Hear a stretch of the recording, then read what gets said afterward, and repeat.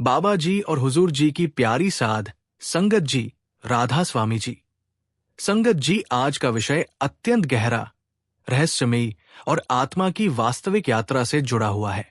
ये वो प्रश्न है जो सदियों से साधकों के मन में उठता रहा है कि यदि आत्मा का अंतिम लक्ष्य सतलोक है तो वहां पहुंचने से पहले उसे किन किन लोकों से गुजरना पड़ता है। क्या ये यात्रा वास्तव में होती है? क्या संत महापुरुषों ने इसके बारे में विस्तार से बताया है? और आत्मा इस मार्ग में क्या अनुभव करती है? संगत जी, संतों की वाणी में ये विषय अत्यंत सूक्ष्म माना गया है, क्योंकि ये बाहरी संसार की नहीं बल्कि चेतना की यात्रा है।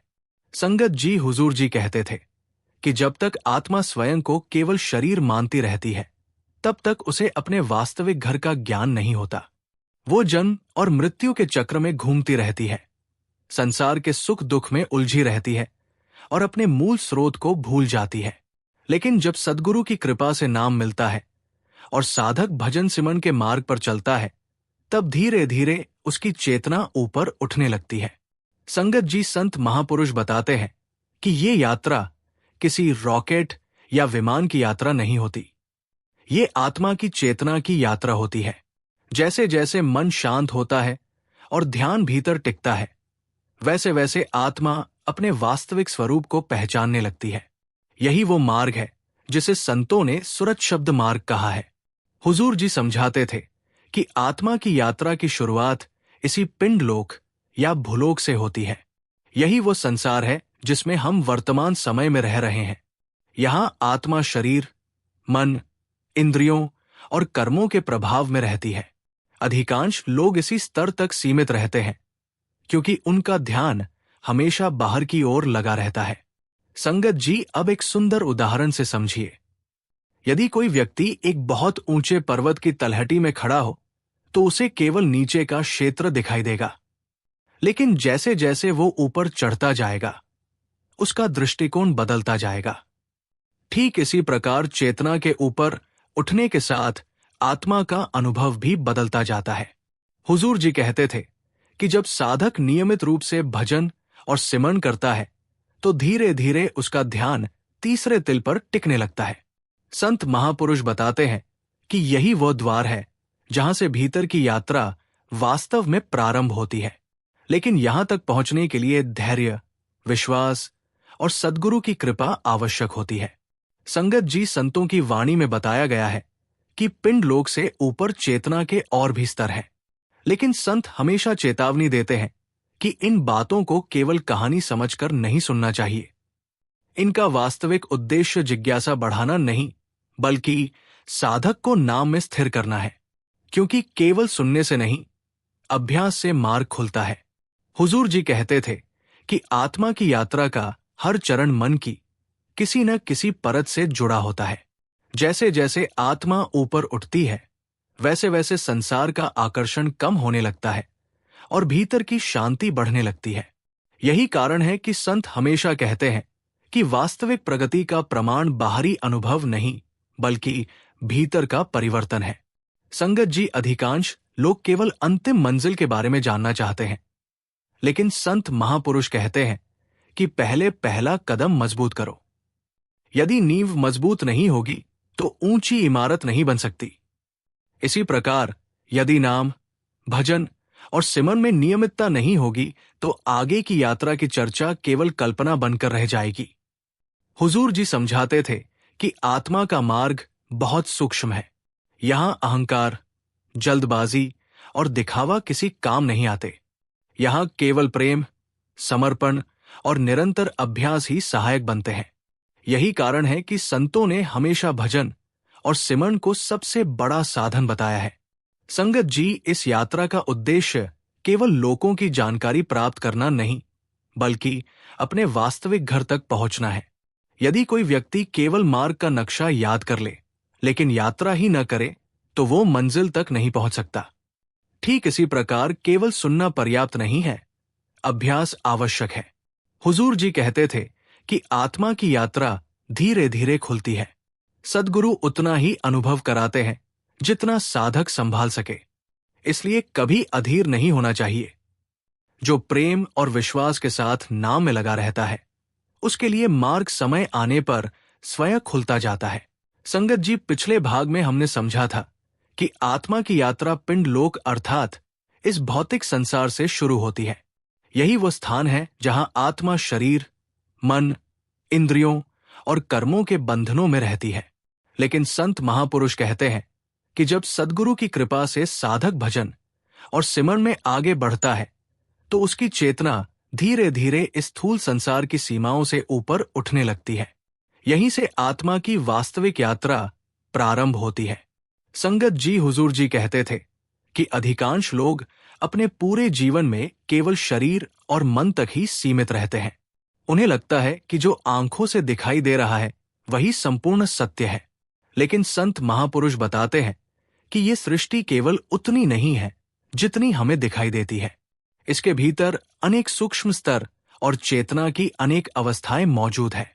संगत जी, जब साधक का ध्यान तीसरे तिल पर स्थिर होने लगता है और उसका मन कुछ समय के लिए शांत होने लगता है, तब उसे भीतर की यात्रा की पहली झलक मिलने लगती है। संतों की वाणी में इसे बाहरी संसार से भीतर की ओर मुड़ने का प्रारंभिक चरण कहा गया है। ये कोई स्थान परिवर्तन नहीं बल्कि चेतना का परिवर्तन होता है। हुजूर जी समझाते थे कि पिंड लोक से ऊपर उठने का अर्थ है मन की पकड़ का धीरे धीरे कमजोर होना, क्योंकि जब तक मन पूरी तरह हावी रहता है तब तक आत्मा ऊपर नहीं उठ सकती। यही कारण है कि संत हमेशा मन को नियंत्रित करने और नाम में टिकने की बात करते हैं। संगत जी, अब एक सुंदर उदाहरण से समझिए। यदि किसी तालाब का पानी लगातार लहरों से भरा रहे तो उसमें आकाश का प्रतिबिंब स्पष्ट दिखाई नहीं देता, लेकिन जैसे ही पानी शांत हो जाता है आकाश स्पष्ट दिखाई देने लगता है। ठीक इसी प्रकार जब मन शांत होता है तब आत्मा अपनी वास्तविक स्थिति को अनुभव करने लगती है। हुजूर जी कहते थे कि इस अवस्था में साधक के भीतर कई परिवर्तन आने लगते हैं। संसार के प्रति उसकी आसक्ति पहले जैसी नहीं रहती। जिन बातों के लिए वो पहले बहुत परेशान हो जाता था, अब उन्हें वो अलग दृष्टि से देखने लगता है। धीरे धीरे उसे महसूस होने लगता है कि संसार अस्थायी है और वास्तविक शांति कहीं भीतर है। संगत जी, संत महापुरुष बताते हैं कि पिंड लोक से ऊपर की यात्रा केवल ज्ञान से नहीं बल्कि अभ्यास से होती है। हजारों पुस्तकें पढ़ लेने से भी वो अनुभव नहीं मिल सकता जो कुछ समय के सच्चे भजन और सिमरन से मिल सकता है। इसलिए संत हमेशा अनुभव को महत्व देते हैं, केवल चर्चा को नहीं। हुजूर जी समझाते थे कि जब चेतना ऊपर उठने लगती है तो साधक के भीतर विनम्रता बढ़ने लगती है। उसे महसूस होने लगता है कि जो कुछ भी हो रहा है वो केवल उसकी शक्ति से नहीं बल्कि सद्गुरु की कृपा से हो रहा है। यही भावना उसे अहंकार से बचाती है और आगे बढ़ने में सहायता करती है। संगत जी, यहां एक बहुत महत्वपूर्ण बात समझिए। कई लोग आध्यात्मिक मार्ग पर थोड़ी सी प्रगति होते ही विशेष अनुभवों के पीछे भागने लगते हैं, लेकिन संत महापुरुष कहते हैं कि अनुभवों में उलझना भी एक प्रकार का बंधन बन सकता है। साधक का लक्ष्य अनुभव नहीं बल्कि सद्गुरु के बताए मार्ग पर स्थिर रहना होना चाहिए। हुजूर जी कहते थे कि आत्मा की यात्रा में सबसे बड़ी आवश्यकता धैर्य की होती है, क्योंकि ये कोई एक दिन या एक महीने की प्रक्रिया नहीं है। ये वर्षों की साधना, प्रेम और समर्पण का परिणाम होती है। इसलिए जो साधक जल्दबाजी करता है वो अक्सर निराश हो जाता है, जबकि जो धैर्य रखता है वो धीरे धीरे आगे बढ़ता है। संगत जी, संत महापुरुष बताते हैं कि पिंड लोक से ऊपर उठने के बाद आत्मा के लिए एक नया अध्याय शुरू होता है। अब उसकी पहचान केवल शरीर तक सीमित नहीं रहती, वो अपने भीतर की चेतना को अधिक स्पष्ट रूप से महसूस करने लगती है। यही जागृति उसे आगे के मार्ग के लिए तैयार करती है। हुजूर जी समझाते थे कि इस अवस्था में नाम का महत्व और अधिक बढ़ जाता है, क्योंकि नाम ही वो शक्ति है जो आत्मा को भीतर से जोड़ती है और उसे ऊपर उठने की क्षमता प्रदान करती है। यही कारण है कि संत महापुरुष नाम को सबसे बड़ी पूंजी कहते हैं। संगत जी, इसलिए यदि कोई साधक वास्तव में इस मार्ग पर आगे बढ़ना चाहता है तो उसे लोगों की जानकारी से अधिक नाम की कमाई पर ध्यान देना चाहिए, क्योंकि मार्ग का ज्ञान महत्वपूर्ण है लेकिन उस मार्ग पर चलना उससे भी अधिक महत्वपूर्ण है। संगत जी, पिछले भाग में हमने समझा था कि आत्मा की यात्रा केवल शरीर तक सीमित नहीं है। जब साधक नाम और भजन के अभ्यास में स्थिर होने लगता है तो उसकी चेतना धीरे धीरे ऊपर उठने लगती है। अब हम उस चरण की चर्चा करेंगे जिसके बारे में संत महापुरुषों ने त्रिकुटी और ज्योत निरंजन की अवस्था के रूप में संकेत दिया है। यह विषय अत्यंत सूक्ष्म है और इसे केवल बौद्धिक रूप से नहीं बल्कि आध्यात्मिक दृष्टि से समझना चाहिए। संगत जी, हुजूर जी कहते थे कि जब तक आत्मा मन और माया के प्रभाव में रहती है तब तक वो अपने वास्तविक स्वरूप को पूरी तरह नहीं पहचान पाती। लेकिन जैसे जैसे भजन में स्थिरता आती है और नाम की कमाई बढ़ती है, वैसे वैसे चेतना उन परतों को पार करने लगती है जो उसे नीचे बांधे रखती है। संगत जी, संत महापुरुषों की वाणी में त्रिकुटी का उल्लेख एक अत्यंत महत्वपूर्ण आध्यात्मिक स्तर के रूप में मिलता है। इसे चेतना का एक ऐसा क्षेत्र बताया गया है जहां पहुंचकर साधक को अपने भीतर की शक्ति का पहले से अधिक अनुभव होने लगता है। लेकिन संत हमेशा चेतावनी देते हैं कि यहां भी रुकना नहीं है, क्योंकि यात्रा अभी पूरी नहीं हुई होती। हुजूर जी समझाते थे कि आध्यात्मिक मार्ग पर सबसे बड़ी भूल ये होती है कि साधक किसी अनुभव को ही अंतिम मंजिल समझ लेता है, जबकि संत महापुरुष कहते हैं कि जो भी अनुभव हो उसे सद्गुरु की कृपा समझकर आगे बढ़ते रहना चाहिए, क्योंकि मंजिल अनुभव नहीं बल्कि अपने वास्तविक घर तक पहुंचना है। संगत जी, अब एक सुंदर उदाहरण से समझिए। यदि कोई यात्री पर्वत की चढ़ाई करते हुए किसी सुंदर स्थान पर पहुंच जाए तो उसे वहां से अद्भुत दृश्य दिखाई दे सकते हैं। लेकिन यदि उसकी मंजिल पर्वत की चोटी है तो उसे वहीं रुक नहीं जाना चाहिए। ठीक इसी प्रकार आध्यात्मिक यात्रा में भी कई अवस्थाएं आती हैं, लेकिन साधक को आगे बढ़ते रहना होता है। हुजूर जी कहते थे कि त्रिकुटी की अवस्था में पहुंचने का अर्थ केवल किसी सूक्ष्म अनुभव को प्राप्त करना नहीं है। इसका वास्तविक अर्थ है कि साधक का मन पहले की अपेक्षा अधिक नियंत्रित होने लगा है। उसकी चेतना संसार की ओर कम और भीतर की ओर अधिक आकर्षित होने लगी है। यही वास्तविक प्रगति का संकेत है। संगत जी, संत महापुरुष बताते हैं कि ज्योत निरंजन का उल्लेख भी आध्यात्मिक साहित्य में मिलता है, लेकिन वे हमेशा कहते हैं कि इन शब्दों को केवल भौगोलिक स्थानों की तरह नहीं समझना चाहिए। ये चेतना की अवस्थाओं और आध्यात्मिक स्तरों के संकेत है। इनका वास्तविक अर्थ अनुभव से ही समझ में आता है। हुजूर जी समझाते थे कि जब साधक आगे बढ़ता है तो उसके भीतर विवेक और जागरूकता बढ़ने लगती है। अब वो केवल बाहरी दुनिया को नहीं देखता बल्कि अपने मन की गतिविधियों को भी देखने लगता है। उसे समझ आने लगता है कि वास्तविक संघर्ष बाहर नहीं बल्कि भीतर है। संगत जी, यहां एक बहुत गहरी बात समझिए। संत महापुरुष कहते हैं कि आत्मा की यात्रा का उद्देश्य लोकों की संख्या जानना नहीं बल्कि अपने वास्तविक स्वरूप को पहचानना है। यदि कोई व्यक्ति केवल लोकों के नाम याद कर ले लेकिन नाम और भजन में न बैठे तो उसे कोई वास्तविक लाभ नहीं होगा।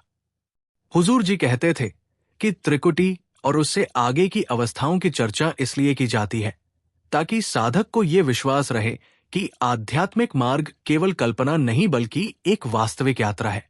लेकिन साथ ही ये भी समझना चाहिए कि इस यात्रा का द्वार केवल अभ्यास, प्रेम और समर्पण से खुलता है। संगत जी, संत महापुरुष हमेशा कहते हैं कि जिस प्रकार स्कूल में एक एक कक्षा पार करके आगे बढ़ना पड़ता है, उसी प्रकार आध्यात्मिक यात्रा में भी एक एक चरण पार करना होता है। कोई भी व्यक्ति सीधे अंतिम मंजिल पर नहीं पहुंचता, इसलिए धैर्य और निरंतरता बहुत आवश्यक है। हुजूर जी समझाते थे कि जैसे जैसे चेतना ऊपर उठती है वैसे वैसे साधक का विश्वास भी बढ़ता जाता है। अब वो केवल सुनकर नहीं बल्कि भीतर अनुभव करके समझने लगता है कि सद्गुरु का मार्ग वास्तविक है।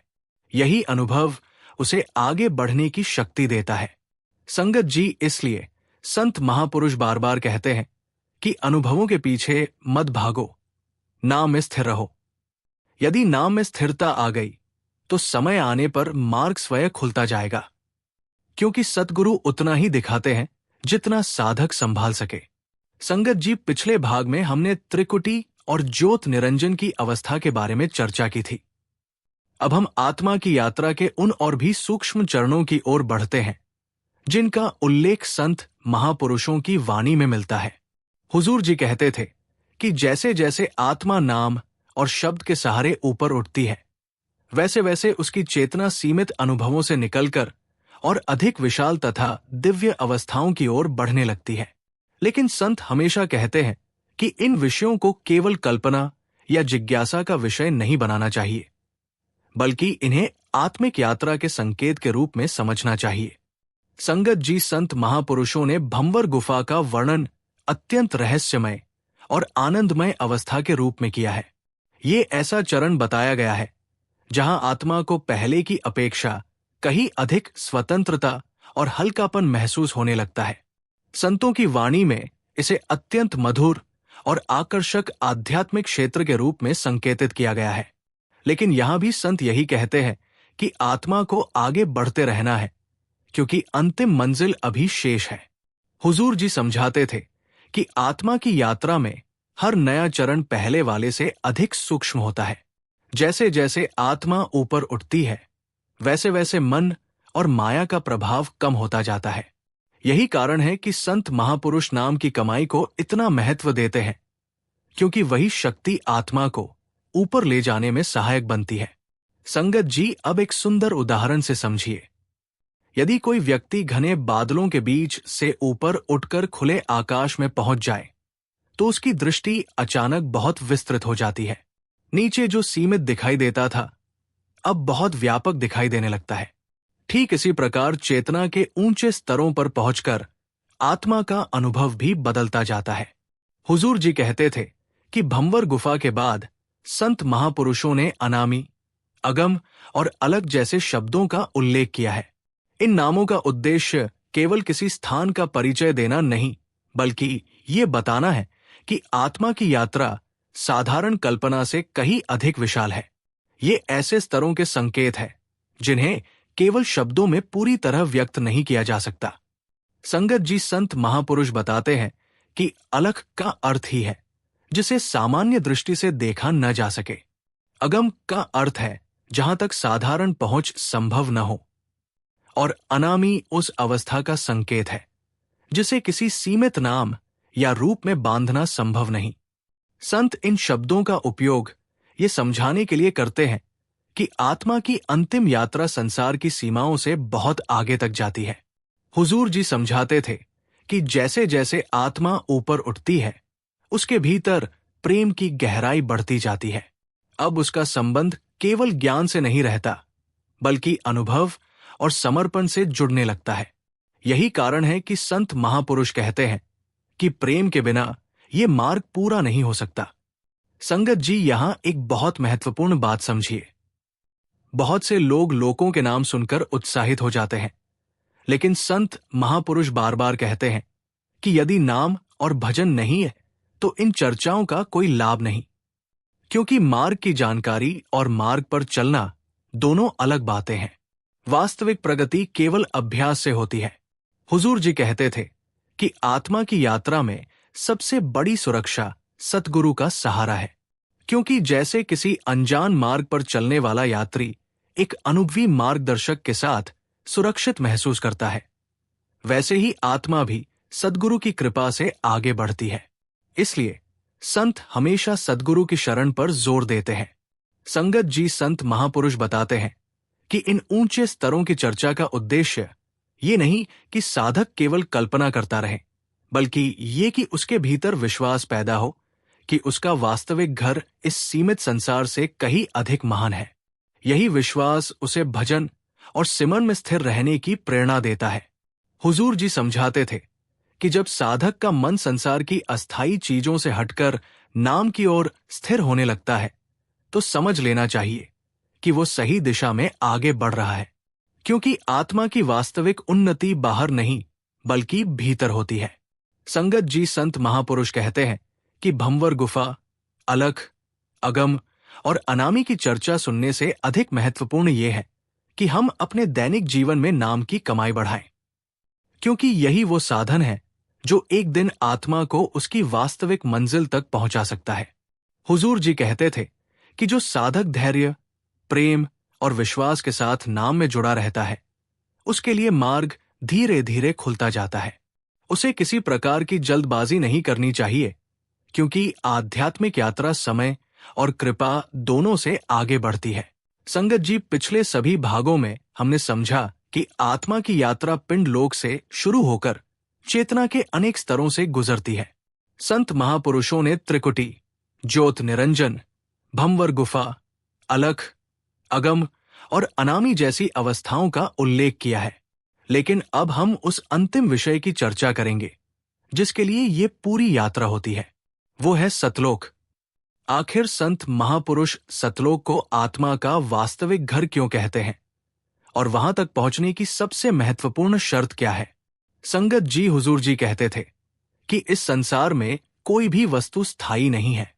शरीर बदलता है, परिस्थितियां बदलती है, रिश्ते बदलते हैं और समय के साथ हर चीज परिवर्तन के अधीन है। लेकिन आत्मा के भीतर हमेशा एक ऐसी प्यास बनी रहती है जो किसी भी सांसारिक वस्तु से पूरी नहीं होती। यही प्यास इस बात का संकेत है कि आत्मा का संबंध किसी ऐसे स्थान से है जो परिवर्तन से परे है। संगत जी, संत महापुरुष बताते हैं कि आत्मा मूल रूप से शांति, प्रेम और आनंद की संतान है। लेकिन संसार में आने के बाद वो मन, माया और कर्मों के प्रभाव में आकर अपने वास्तविक स्वरूप को भूल जाती है। इसी कारण वो बाहरी वस्तुओं में संतोष खोजती रहती है। लेकिन चाहे उसे कितना भी धन, सम्मान या सुख मिल जाए, भीतर कहीं न कहीं एक अधूरापन बना रहता है।